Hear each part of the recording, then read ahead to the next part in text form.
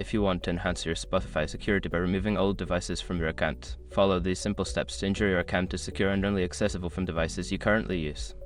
Step 1. Log into your account. Go to the Spotify website or open the Spotify app. Enter your login credentials to access your account. Step 2. Access account settings. Once logged in, navigate to your account settings.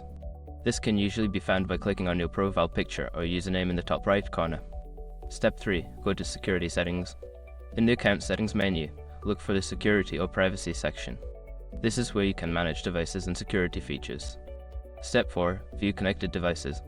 Find the option that allows you to view connected devices. This will show you a list of all devices currently linked to your Spotify account. Step 5. Remove all devices. Select the devices you no longer use and choose the option to remove or disconnect them from your account.